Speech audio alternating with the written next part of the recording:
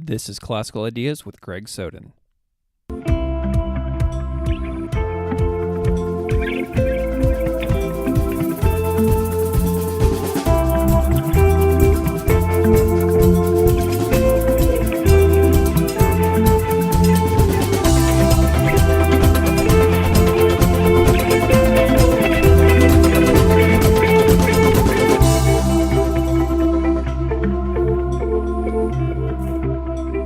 Welcome to Classical Ideas. This is Greg Soden.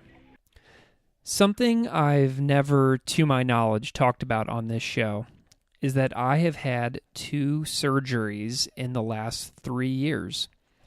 One surgery was on my knee, and one was in my spine. The knee surgery was pretty straightforward to relieve a case of patellar tendinitis that had been lingering with me for several years. But the back surgery has been more complicated. 18 years ago, I began experiencing bulged discs in my lower back. Every 6 months or so, for as long as I can remember, I would suddenly and without warning experience a surge of pain in my lower back, which would render my lower back unable to bend for about 3 to 5 days each time. And the condition stayed that way for about 17 years unchanged. And then steadily, as I've gotten into my mid-30s, the condition began to occur every month, then every week, and then in February of 2017, I was in my neighborhood and my entire left leg went numb. The numbness was only interrupted by streaks of electricity in my sciatic nerve. I lost control of my left foot. MRI revealed a piece of broken spinal disc lodged against my sciatic nerve.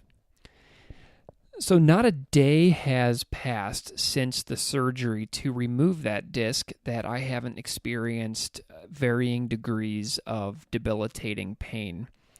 The pain varies by day, but it never leaves me. It's there when I wake up. First thing in the morning, climbing out of bed. It's there when I climb into bed at night.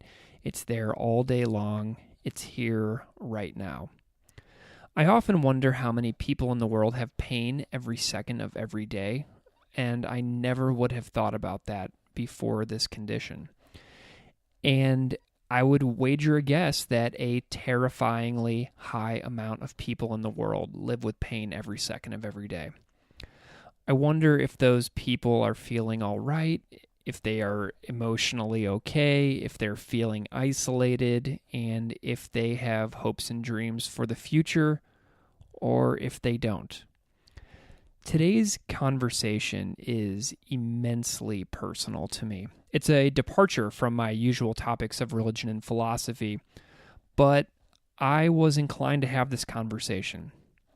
So my guest today is Sarah Anne Shockley, author of the book The Pain Companion, Everyday Wisdom for Living with and Moving Beyond Chronic Pain, out from New World Library.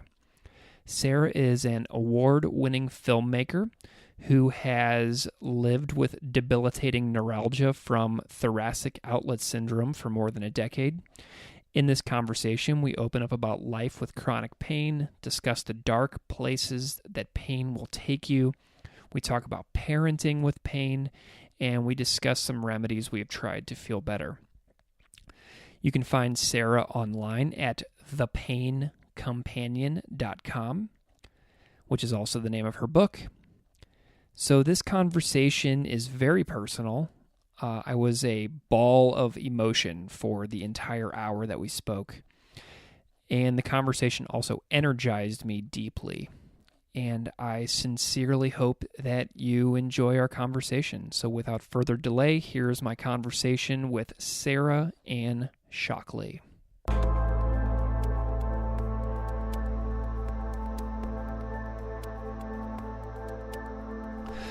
Welcome to Classical Ideas. This is Greg Soden. I'm here today with my guest, Sarah Anne Shockley, author of a new book called The Pain Companion. Sarah, thank you so much for coming on the show.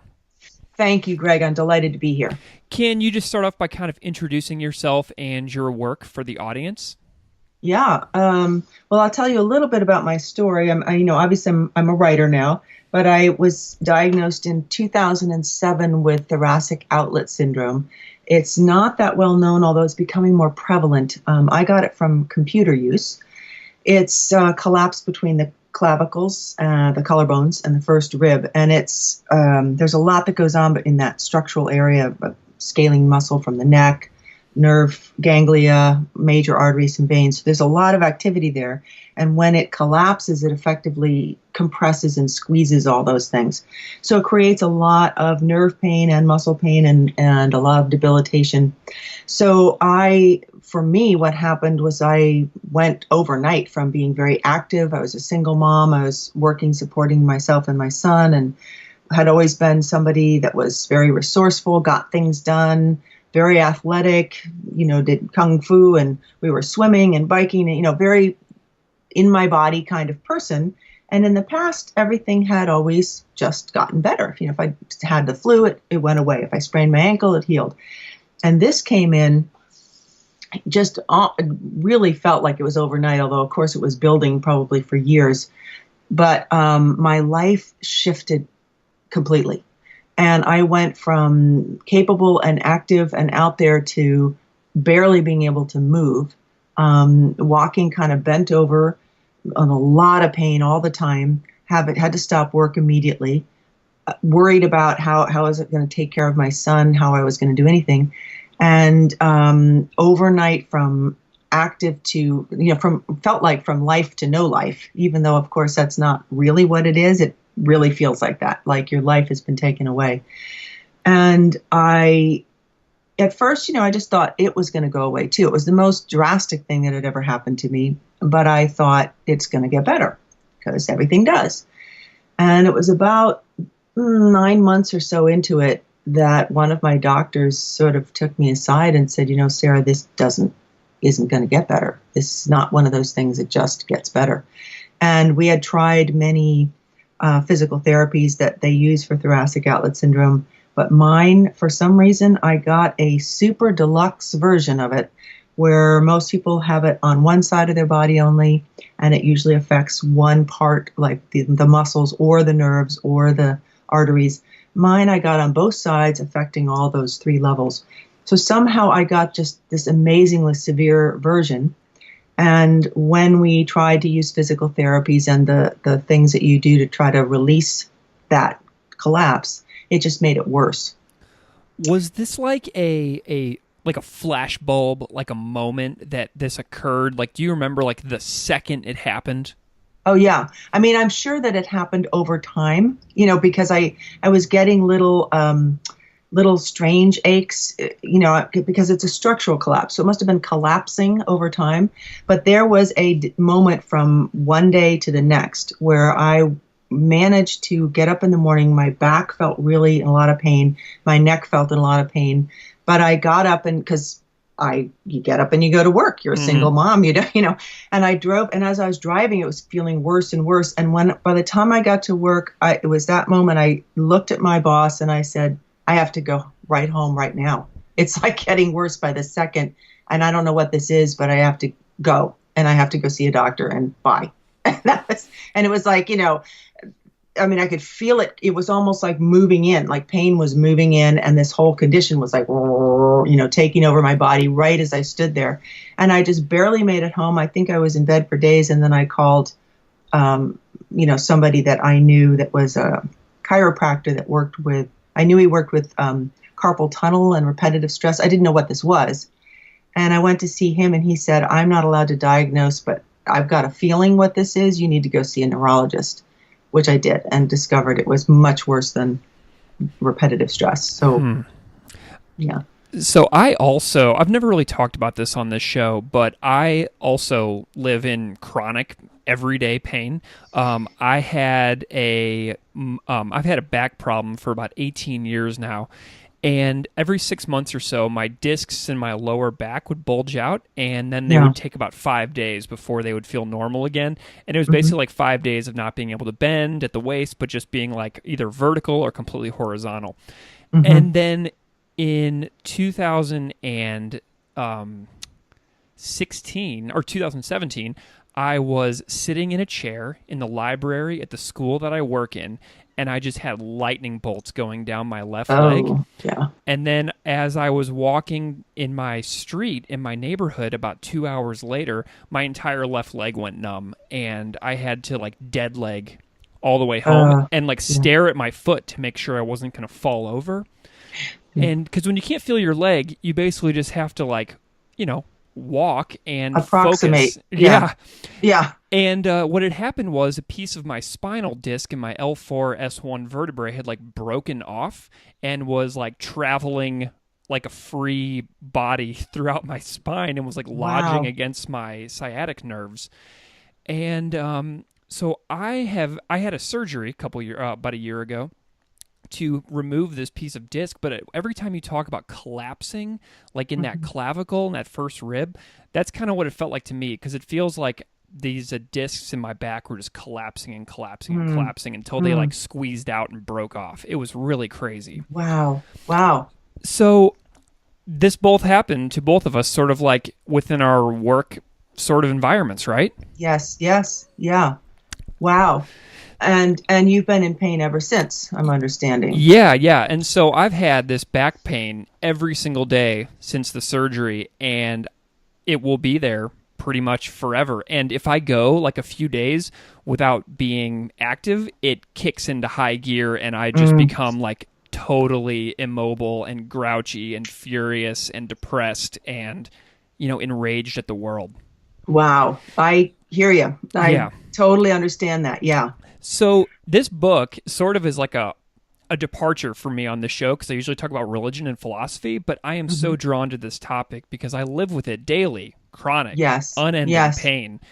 And the year before my back surgery, I had a knee surgery, and I think that my knee surgery threw my body off balance and contributed to my back problem even more. Absolutely could have done that. Yeah, that's a problem with when we start trying to fix things in one part of the body, we can set something else off in another part.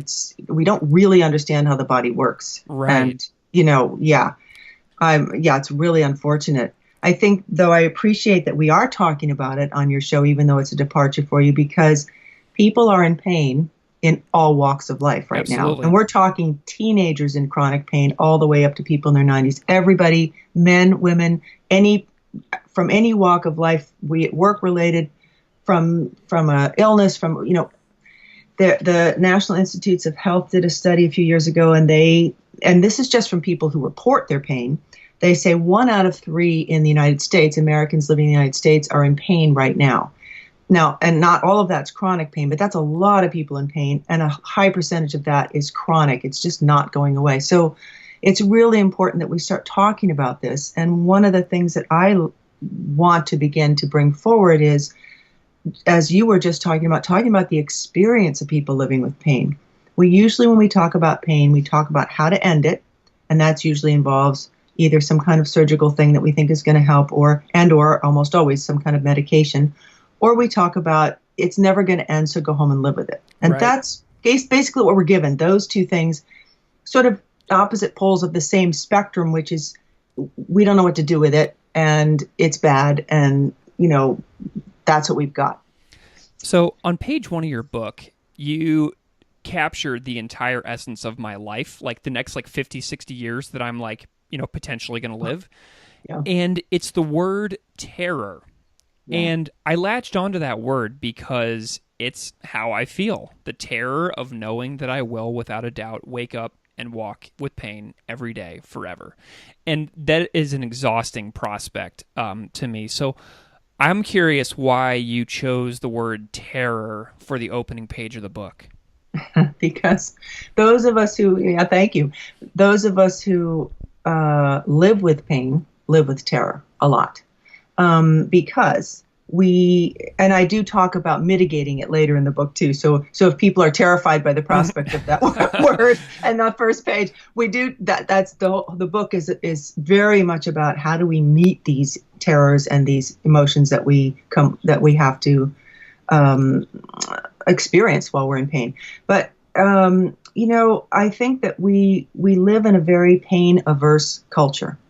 We're not supposed to have pain. It's just not supposed to exist. If we meet pain, we're supposed to kill it, get rid of it immediately, end it.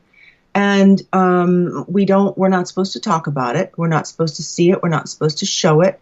It's something that is not supposed to be there for some strange way. We have that in our culture. And I think that way of seeing pain contributes to the fear of it, contributes to the terror of it, contributes to our actually, in a sense, locking it in place, because we meet pain by trying to end it immediately. And this may make more sense as we continue to talk, because I talk about the paradigm of pain that we have in our culture, and I talk about replacing that with a different paradigm. So when we come from the paradigm that pain is bad, all of it's bad, and of course we don't like it. It's very uncomfortable. Obviously, it's painful. But when we think of it as the enemy, as something that's invading, and it does feel like that often, and that it's something that can never end, that brings up a lot of fear. And we have fear from the pain itself. Pain itself seems like a scary thing, whatever the thing is. If it's a being or an energy form, whatever we think of it, it's almost like somebody moved in that you didn't invite, and they're like taking up space in your life, like a lot of space, and it feels like almost another person or beyond a person. It's quite amazing. And people who haven't lived with chronic pain have not necessarily ever had that experience. So it's part of what's important to me is that we begin to talk about the experience of people living with pain so that we understand that we're not the only ones that feel this way. That, I talk to a lot of people that wake up in the middle of the night with panic attacks. There's the terror. Is this ever going to go away? Is the new treatment going to help or make it worse? Who's going to take care of my kids? Am I going to get on disability or not? How am I going to work? I can't work anymore. Who's going to pay the bills? Am I going to be kicked out of my house? I mean, all of this stuff that goes along with the pain and the living with the pain, there's so much that goes on beyond just the medical condition of it or the physicality of it. There's the physical pain, and then there's everything pain brings with it. Yeah. So, yeah. And the process for getting on disability for things like that is long, years. Oh, it's very difficult.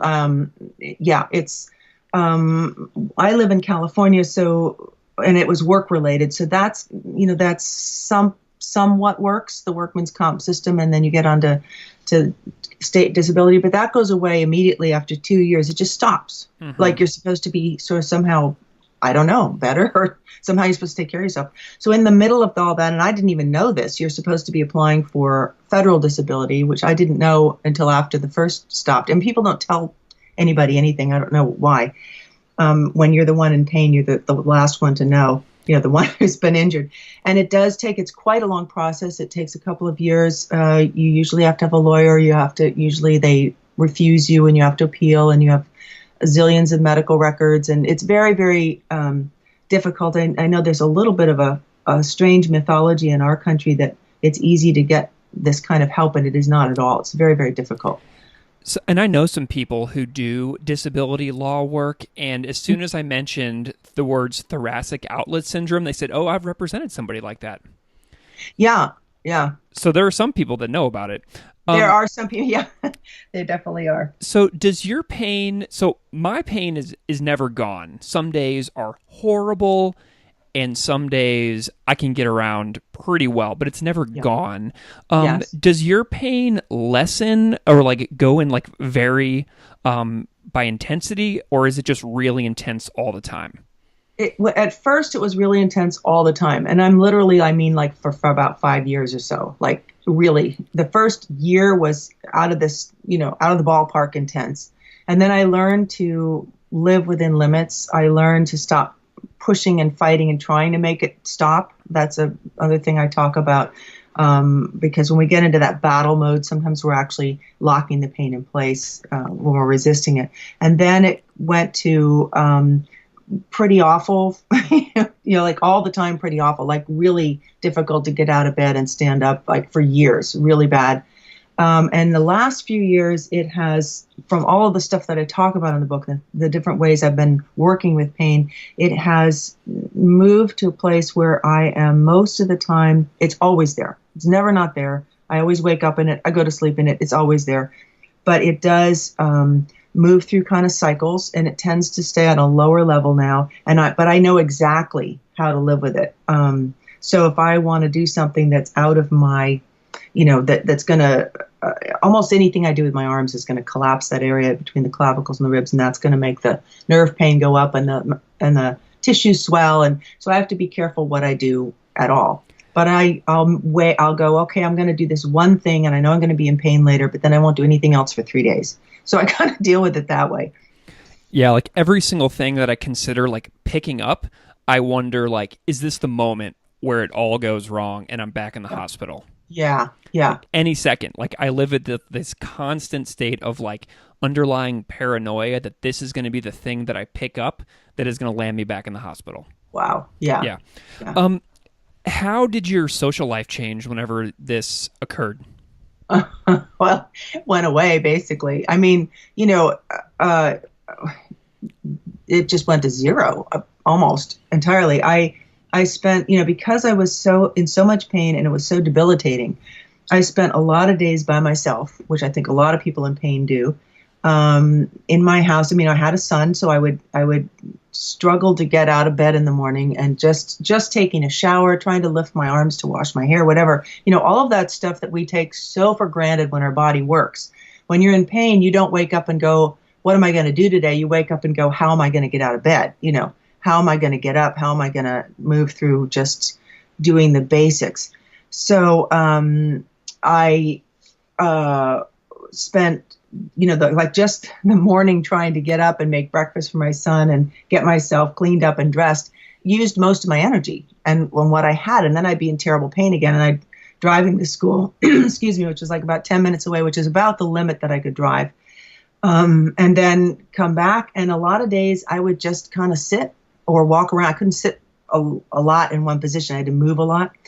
And just have a cup of tea. That was almost my whole day. And I look back and I think, how could I have only done that? But when you're in intense pain like that, time is different. You're just trying to breathe and get through the day, and then it's time to pick up your son again. And that's the day. Yeah. It's like, so I don't even know if that answered your question, but well, yeah. And like for me, like the social thing was really big. Like I feel like pain, like my knee surgery and then my back surgery, like it changed me a lot because like I felt like my outlook on the world got a lot more bleak and like cynical. Yeah. Like I used to be like really funny, like happy, like naturally like goofy, making a lot of jokes with people.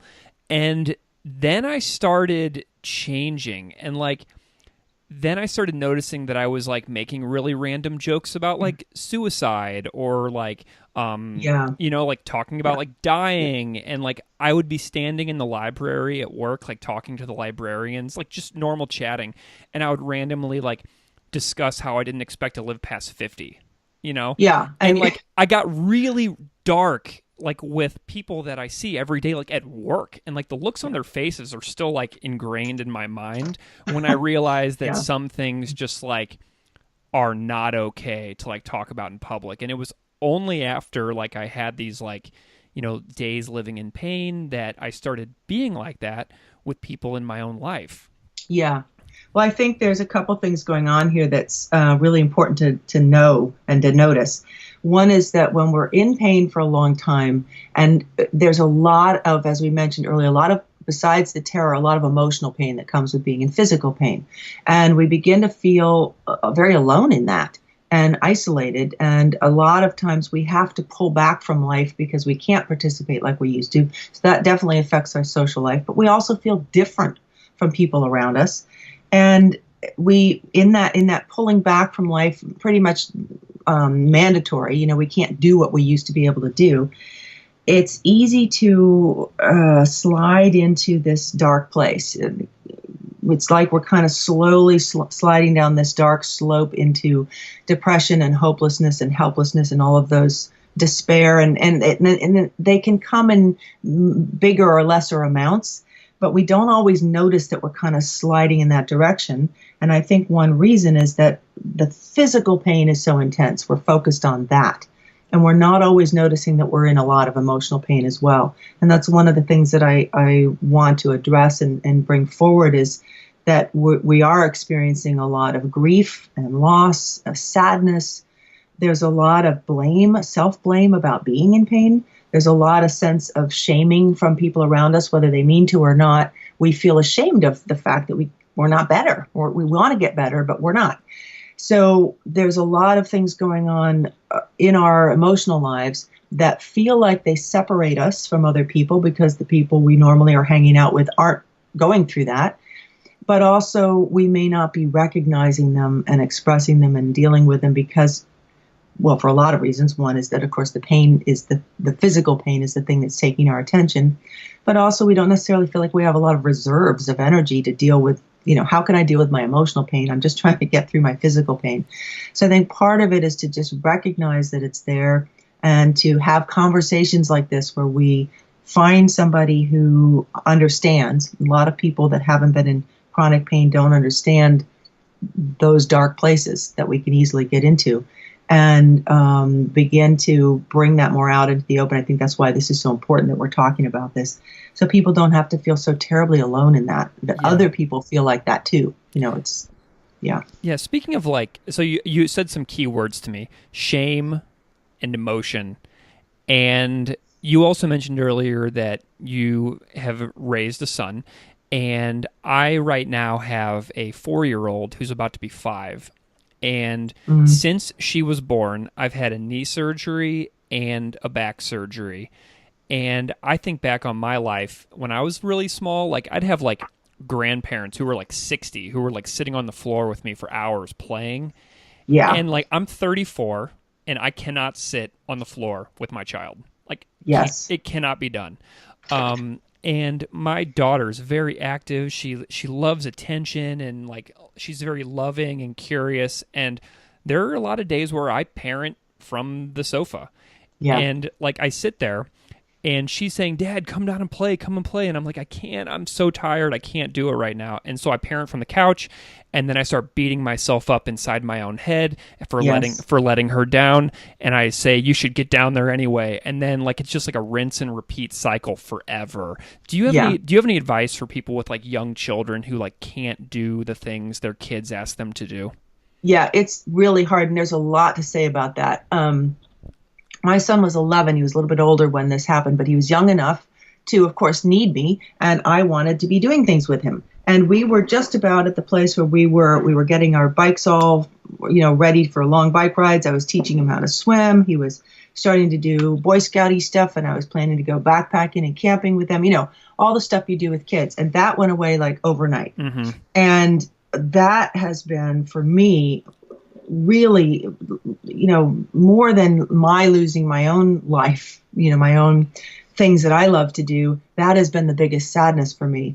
And this horrible sense of grief and loss about losing his childhood is what I felt. Now, I've worked with that, and I'll tell you how I worked with that, because you can sit in that and feel really, really bad and really awful about it.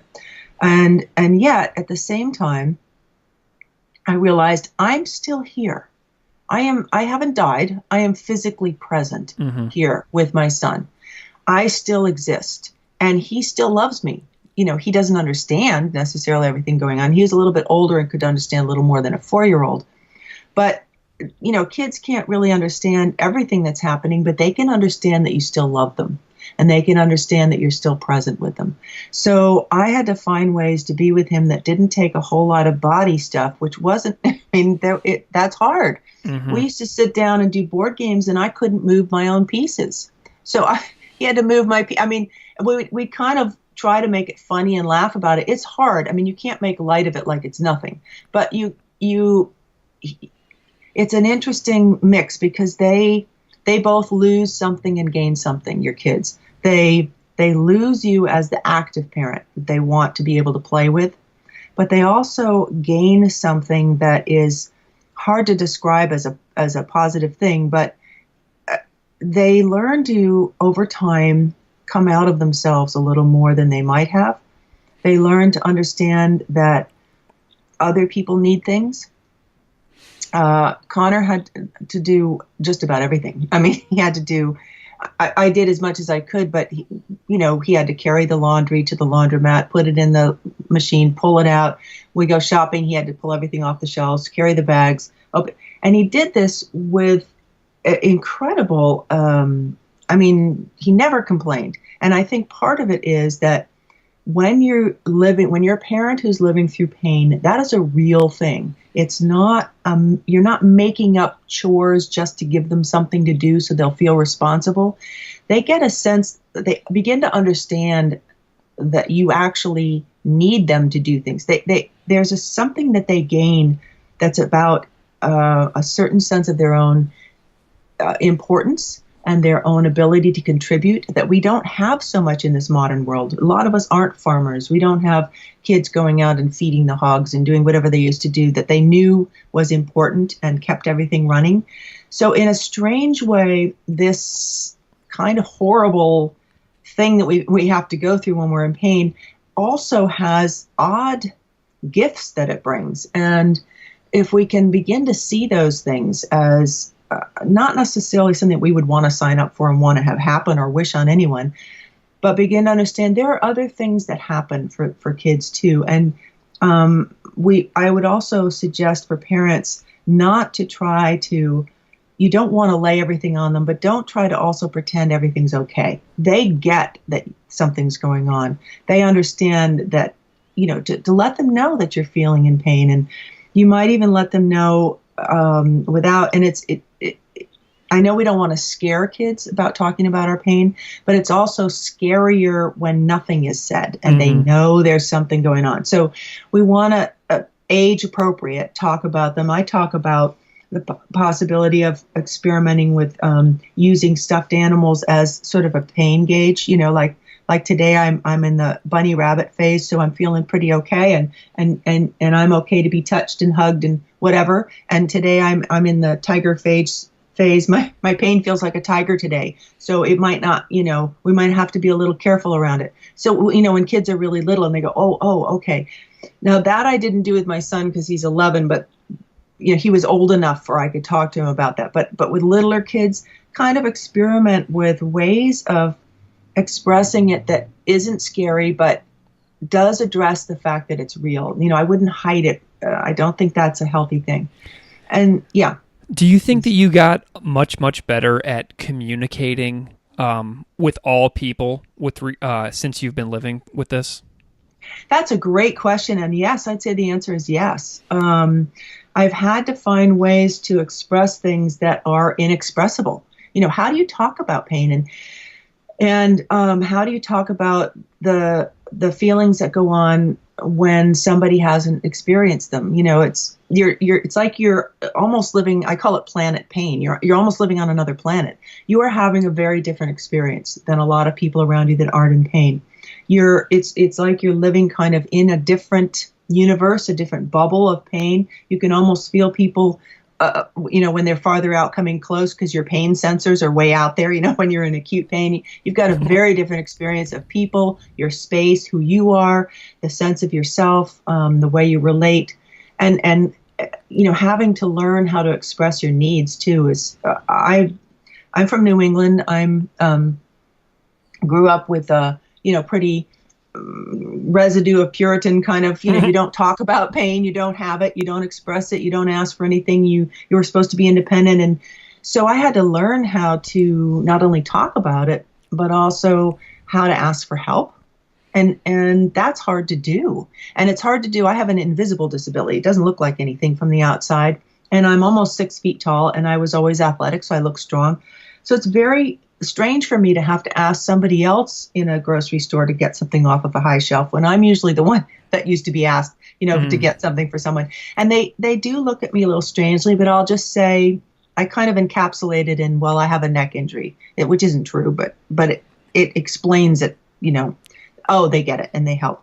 But just to find simple ways of expressing things without overwhelming people, finding ways to again, to ask for help, to ask for what you need in terms of presence, or to be able to say, I've only got so much energy and it's not personal. A lot of times we have to say no to a lot of things. or we go to a party or, an outing or something, and we've got a half an hour in us and everybody else is going to be there for 6 hours, Yeah. and we just have to, and sometimes we overstay out of shame and embarrassment. And I've learned, no, don't do that. I've learned to say, guess what? I can only come for the hors d'oeuvres. Or, I have to take care of myself. I'll be there for dessert. Love to see everyone. It's not personal, because people won't always understand. It's very hard to understand that it's not just the knee hurts. It's that all of you is like exhausted all the time, and you feel like you've got the flu, and your brain doesn't work, and you're kind of fogged out, and you've got all these other things to handle, and you really do want to be there with people, and you've got one iota of what you used to have of your energy. So yeah, definitely learning how to express all that. And I'm also somebody who always asks questions and looks at the other side of things. So I always ask, what is this about, this whole pain thing? And why are so many people in pain?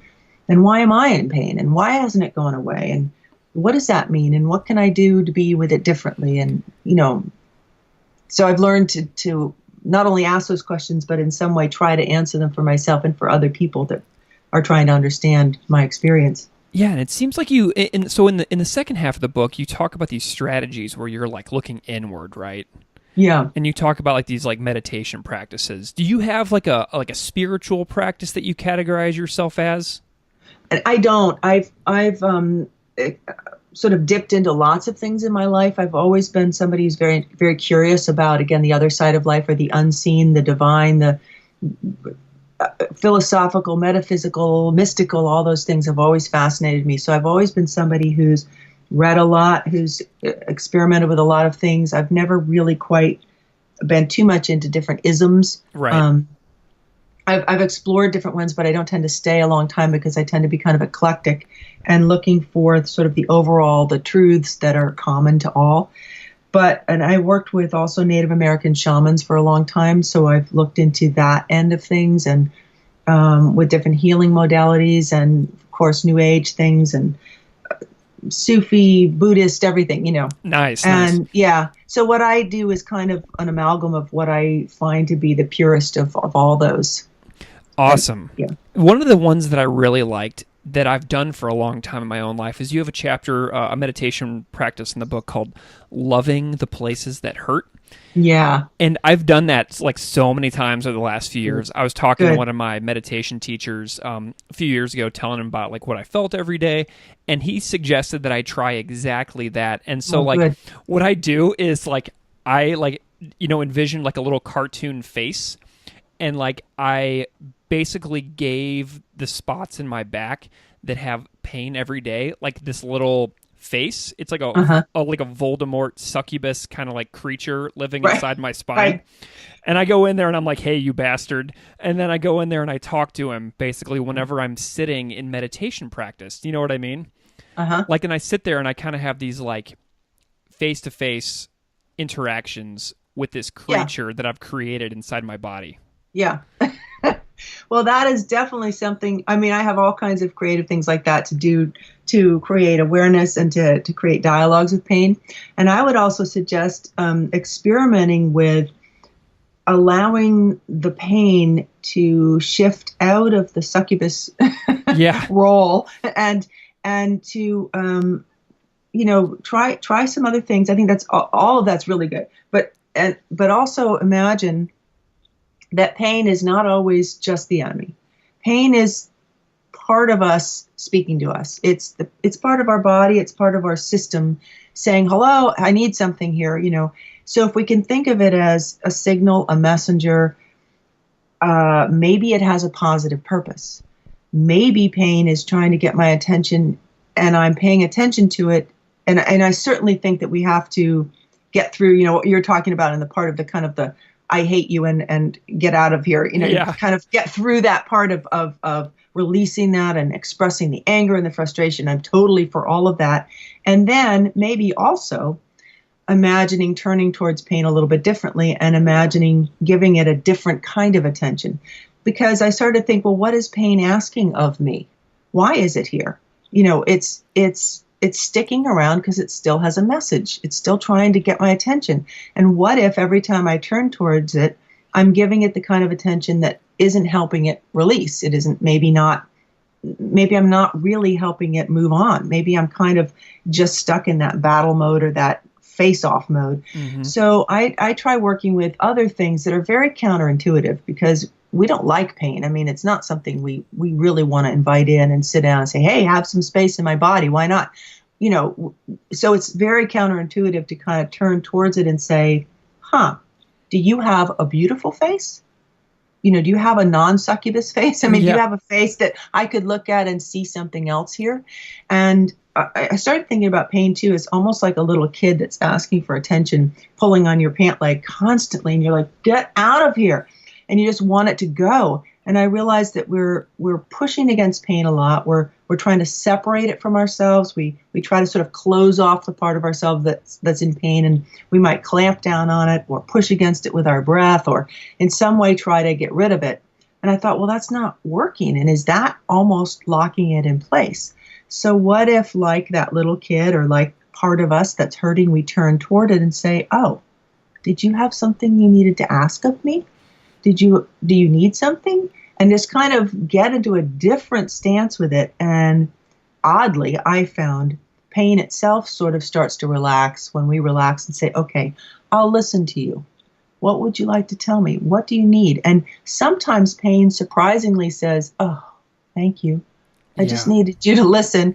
I need some rest. I need you to be kinder to me. I need you to be softer. Could you please not push at me all the time? I need to take a little more time here. And it's almost, I began to understand that in some way, the way we are with pain is the way we are with ourselves. Or you might say the way we are with the part of ourselves that's hurting, or the way we are with the part of ourselves we don't like very much. So I started to kind of look at all those aspects of being with pain and shift the way I was with it. And for me, that's helped. And I think people should do whatever helps, honestly, whatever helps. But for me, shifting that way of sort of that stance with pain, kind of backing off from the battle mode and being softer, looking at it with kinder eyes, I always say, looking at it with more compassion. Because after all, pain is in pain. Oddly, really, we think of it as the producer of pain, but we can also say it's the part of us that's trying to heal. That's what's in pain. Can I be softer with that? Can I include that instead of always trying to exclude it? And these are all weird, for a lot of us, strange concepts, because it sounds like if I include pain, isn't it going to get worse? And it's very counterintuitive. But if we kind of relax around the pain and say, okay, pain, take the space you need. Just for a second. I'm going to give you all the space you need. Sounds scary, like don't ever do that. Pain's going to take over. And yet it starts to relax a little bit around the edges, I have found. Just the edges start to kind of, okay, all right. And so just to play with, experiment with, being with it differently, and anything we can do to shift it is a triumph, I think. Yeah. Anything. So playing with all these different kinds of ways of being with pain and listening to it and talking with it and letting it talk, in a way. Well, another thing is you can also think about it like, so I have the pain in the back and the knee, and I know those are going to be there. And then I also think, okay, I have these eyes, and my eyes continued to see today without problems. Yes. Mm-hmm. So I say, thank you, eyes. And I have these hands that continue to function without pain today. So thank you, hands. Because you think about all the things that can go wrong in just eyes and hands. Yeah. And there you are. And you begin to have gratitude for these little things like, I actually stood up out of bed today. Woohoo. I mean, like, that's a big deal. Yeah. And I, wait a second, I just walked farther than I usually walk. Wow. That's awesome. Like, you begin to find these little ways of, because I always say to people, and I think what you're saying is so important, because one of the things we tend to get stuck in when we're in pain is there is this sense that it's everything. It's never going to go away, and that we have to wait for it to go away to have our life back. And the thing is that when it hasn't left in a few months, a few years, when it seems to be sticking around, then it's time to begin to find how to take our life back and be with it. Pain might be sticking around for a while. It might be there for the rest of our lives. We don't know. I always hope that I'm going to move all the way out of pain. I always want people to feel like it's possible to do that. But I'm not going to pretend that I know some instant button that we can do that with. So how can we have our lives even while we're still in pain? How can we be with our children even while we're still in pain? How can we find some joys even while we're still with pain? And to kind of know pain's going to walk with us. So can we make it more of an ally? And in a way, thank your eyes and your whatever works, whatever part of you is still functioning well, but also thank the part of you that's trying to heal. That part that's in pain is trying its damnedest to heal. Mm-hmm.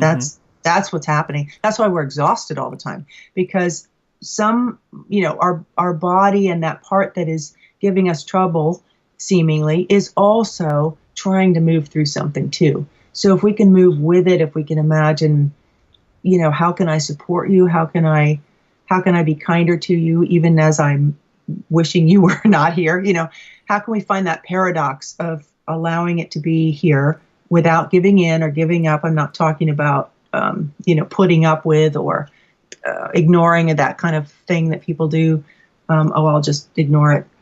But being with it, As you have readjusted and refocused your lifestyle in the last 10 years, what have you found makes you happiest in this new phase of your life? Oh, that's a great question. For me now, and I wouldn't have thought this would be so, doing these kinds of things, the conversation we're having today, talking with people, helping people. I meet a lot of people now, and either online or in person, who've read my book or read blog posts, and we interact, and they talk about how much help they've gotten just from feeling like somebody sees them, understands them, feeling like they can express their pain to someone, maybe using some of the exercises. That is just incredibly honoring to me. I feel very honored and satisfying, and it gives me a sense that I have something to contribute, because I think part of what happens too when we're in pain, we feel separated from life. We still begin to feel separated from our true selves because we're shifting. We're living with pain and we're not the person we used to be. And I think one of the struggles that we have is, who is this new person? Who is this person who is living with pain and coming through pain? And can I find a way to be a person who happens to be also living with pain, but also has something to contribute, has a way to engage with life? So for me, I'm finding those new ways of re-engaging with life and finding ways to open up these kinds of conversations and hopefully helping people feel not so alone. That's been really, really satisfying for me. One of the things it's a really random question, but like you mentioned in the book that you have a few strategies that you have incorporated in part of your daily routine. I'm curious what kind of food you avoid and what kind of media you avoid. Well, and I'm not perfect, I'll tell you that. Sure. But what I've found is that for my condition, and a lot of painful conditions involve inflammation, where that's what part of what pain is. The tissues are inflamed, the nerves are inflamed. And so I thought about that, and I went towards a anti-inflammatory diet, which people can find lots of information online about that. But it's avoiding foods that increase inflammation. Sugars are a big one, and caffeine can do that. But there's lists you can find online that are easy to. You kind of begin to realize that sometimes the things you are ingesting are adding to the inflammation. They're adding to that painful, on edge feeling too. So I started to change the diet to foods that were more conducive to healing and more conducive to relaxing and supporting the tissues and healing. And certainly, I have a condition that's structural, so that's not going to fix everything, but it's going to help the body help itself. The body heals itself. If it's ever going to heal, we're going to do it. The body's going to do it. So supporting the body in that way. And then in terms of media, I try to avoid media that makes me tense. I mean, I love suspense thrillers, so I love like spy movies. Yeah. But in terms of like horror films or films that kind of jump you, I avoid media that has too much violence in it, or, and you have to find this for yourself, what it means for you. But I certainly enjoy mysteries and things like that, and I enjoy things that keep my mind occupied. But I've had to be careful of not hyping up my body in the way that we tend to do with media, because also a lot of us in pain have insomnia, and the insomnia can get worse when we are in front of the screens too much, computer screens, or watching things, or surfing the net or something if we happen to be using computers. So just to kind of being aware of how much we're influenced by the media and the things around us and our lifestyles, and just finding ways to mitigate that when we need to. And again, it's very personal. It's very, there's no one size fits all. Your pain, in a sense, is custom made, and your healing is custom made. So we have to all find our own way through this. So you and I both live in the United States. We are known around the world for our for-profit healthcare industry. Mm-hmm. I spent some time living in the UK, and I also lived in Canada. And in both of those countries, I was an immigrant, and I had universal health care upon entry with my immigration visa. And those were transformative experiences for me with like healthcare, and like I felt like I'd been lied to like my whole life. And one of the biggest awful questions in your book is, how will I ever pay for this? And what are some of your hopes for our nation with regards to access to healthcare for every person? Oh, well, I absolutely support universal health care. And I had a friend who was from Germany, and she said, Sarah, if you happen to be in a place that had universal health care, you'd be out of this by now. I mean, you would have been taken care of. You would have, your financial stresses would have been handled. And because one of the things that happens when we're injured or we are ill in some way, or in some way we have to stop working, is we're under also not just trying to heal, we're under tremendous stress in this country in terms of financial stress, in terms of how to pay for things. And boy, just to have that relief would be healing in itself. But also what's put into place in other countries is you are automatically put into much more healing situations, and you're given the care that you need. Without here, we have to fight for it. I had to go through years of constantly proving I was injured before I could get disability, which then doesn't even give me health coverage anyway. I mean, if I'm hit by a Mack truck, I have Medicaid or something, but I don't have ongoing medical care because I'm considered not productive, so I don't get covered. So it's very strange. So I absolutely think that in itself is not only inhumane, it's counterproductive, because we're not getting people back on their feet and in their lives by not helping, by not giving them coverage, and I think it goes way beyond insurance coverage. We're talking about medical care, actual care, and just the relief that, okay, something's happened, but I'm going to be taken care of, will heal people infinitely faster than the system we've got now. So just from a practical standpoint, besides a humane standpoint, I'm all for absolutely giving people access to care.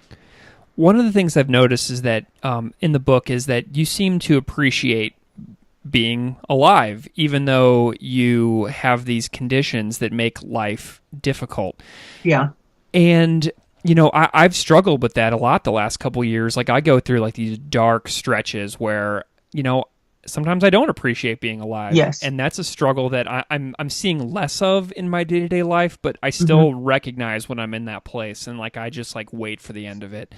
And then on the book, in the book on page 48, you had a quote that really jumped out at me. And it said, "When healthy, many of us take our bodies for granted most of the time." So if you could send a message back in time to the healthy you of like in like the year like 2001, what would you tell yourself about life and what to appreciate whenever you were in a different place? Wow, I guess, of course, the kind of obvious, to appreciate what you've got and to don't put anything off. But I've always kind of been that kind of person anyway. I've done a lot of traveling. I've done a lot of different things in my life, and I've always believed to take advantage of the opportunities when they show up. So I'm very grateful that I did, because you don't know if something like this is going to happen. So I would say don't put off your joys until retirement or sometime later. Absolutely do whatever it is you want to do, whether it's maybe after work you wish you could write a book, or you wish you could paint, or you wish you had a little more time to yourself when you've got kids. Find a way to give yourself those things, even if they're really small, because even those little ways will add up to all of a sudden you've written a whole book, or all of a sudden you've done a painting, whatever it is that you want to do, maybe with self-expression or things like that we don't always give to ourselves while we're working and we're bringing up kids. Absolutely, not just physical, to take, because it's not just the reveling in the body, and definitely enjoy your body, be as healthy as you can, take care of it, but also the time to do other things. Because when you're in pain, you don't have the energy. Again, time is really different. It's like you spend the day doing almost nothing. Even if you are physically capable of doing something, you feel so bad, you're not going to do it. It's, so. Do you feel a connection to your future? Well, thank you for asking that, because one of the things, and I'm glad you talked about the darkness too, and I want to talk about that. Yes, I've been in places where I'm going to be roundabout way to answer your question, but I feel like I have to start with, I've been in the places of, do I want to go on? Can I carry on with this pain? Am I getting up another day in pain is really hard. And what happens is you lose your sense, I found, of a future. One day I realized I have no sense of a future. And it scared me. I was like, I can almost always kind of look down the future and imagine something, and I couldn't even imagine a future. I thought, I've let pain rob me of my future. And it's from that place of, it's an illusion, but pain isn't an illusion. But what it brings with it is this illusion that it is all of you and it is everything. It isn't. It's so demanding that it seems like it is. So we lose sight of ourselves sometimes. And if we can realize that pain is part of our experience, even though it feels like all of it, it isn't all of it. And you were talking about, connecting with the parts of you that might not be in pain. I had trouble finding that in my body. I had nerve pain that goes all through my body. So it was hard for me to find a place of no pain in my body. But I could connect with, I thought, I've got to find a way to reconnect with my future, because that's me losing my life. That's me sliding into this dark place that we're talking about. So I kind of did two things to try to change that. One was to go deep inside myself. And we talked about meditation a little bit earlier. I couldn't meditate very well because I couldn't sit still without being in a lot of pain, and I couldn't breathe deeply without being in a lot of pain. But I did my own kind of walking meditation, but I would just feel into the deepest part of me that was still there. I might think of it as the eternal part of me, or the essential self, or the core part that isn't even really it almost feels like it's not even part of the body. It's that spiritual part that lives deep inside, that is untouched by pain, and connect with. That's the me of me is still there. And the me of me is still here in life. Even though I've got pain, that's an experience the me of me is having, but I am still here. And then I kind of went outward from there and imagined, I call it throwing lines out to the world. I realized I had felt very cut off from life, therefore very cut off from my future. So I started imagining, how can I, with a body that is so limited, because using my arms in any way made things worse. So I had to I had one surgeon tell me to keep my hands next to my waist almost all the time. Well, what do you do with that? Yeah. You can't, but he meant that anything that I reached for, anything I did, that we do a million of those movements in a day, I had to minimize those, which meant doing almost nothing. So how do you reach for life when your body won't let you do that? So I began to look for, and we kind of touched on this a little bit before, when looking for the little things, but looking for small ways to re-engage with life. So, and this came from a place of desperation, and a place from realizing I am going into a place of utter despair here. And I've got a little person who needs me. So I cannot go here. I cannot stay here. I can't live at the bottom of this well, because you can feel like you're living in this well of darkness and there's no way out. I so understand that. But to find a way to, I kind of thought of it as lines of light. So whether it is connecting with there are groups online of people that are going through painful, the chronic pain groups that you can connect with, if there are communities. I did it because I can't use the computer very much. It's painful for me. So I did it by trying to be as present as I could with my son, even though I was in pain, trying to come out of myself a little bit to really connect with him, smile, look at him, realize he still needs me to be there. Can I be there? Connecting just when I went to the grocery store, kind of trying to make every little interaction as real as possible, as authentic as possible, I guess is the word I really want to say. So I began to up my presence, even while I was still in the pain. And for me, that started to shift things. I started to feel more hope. It started to open up that, we get into this very narrow space of everything is only pain and we're going to be in pain forever. And that's just this little narrow space that we get ourselves kind of locked into. So finding ways to open that space out, the pain's still going to be there, but we just let it be there. Okay, pain, you're here. And I'm also going to open out to more of this, a little more of that, a little more of that. And just trying to add in little things, even if you can only do them for small amounts of time, the things that you love to do, or going, if you used to love to paint, but you can't, going to a place where you can look at somebody else's paintings, or whatever, some little way, listening to music that relaxes you. These things that we don't do because we almost think they're too small to bother with. And yet, when you're in pain, sometimes life becomes, life always is the small things, right? One after another small things. There's only a few big things. So finding those little moments where we can reconnect with life and with ourselves, even with pain. Sarah, the amount of gratitude and thankfulness that I have to you right now for having this conversation with me is difficult to measure. The amount of loneliness that I've felt in this for the last couple of years, it's intense. And, yes. I even have people in my life that are there for me, and it still lingers. So being able to just sit and talk about this for an hour has just been really, really cathartic. Oh, I'm glad to hear that. I'm really glad to hear that. Very honored to be able to do that. Well, where can people find you if they want to reach out or check out more of your work? Well, I have a website. It's www.thepaincompanion.com. So it's easy to remember. The book is The Pain Companion. The website's The Pain Companion. And I do a blog. I only blog. I only post like a couple times a month usually, because I'm also in pain. But I write about these kinds of things that we're talking about, kind of philosophical ways of dealing with pain, and also practical. And I do. I used to be a videographer, so I'm left to very, very short things because I don't. Again, it's hard for me to use the equipment. So I do 1-minute little meditations for people in pain. I put them on my YouTube channel, also called The Pain Companion. So everything's easy to remember, and you can get there from my website or from YouTube.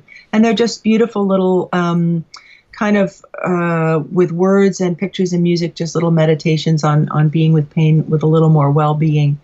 So, and I'm happy to hear from people. I have a contact form on my website. I have lots of resources there. So feel free to connect. Absolutely. Sarah Anne Shockley, author of The Pain Companion. Thank you so much for coming on Classical Ideas. It's been a real treat. Thank you so much. I really appreciate it. Thanks, Greg. Classical Ideas is produced by me, Greg Soden. Music on Classical Ideas is performed and composed by Derek Strybing. You can find his music at www.wearewarmmusic.com. If you would like to support this show, please subscribe or leaving a rating in iTunes, Stitcher, iHeartRadio, or anywhere you get your podcasts. Thanks for listening.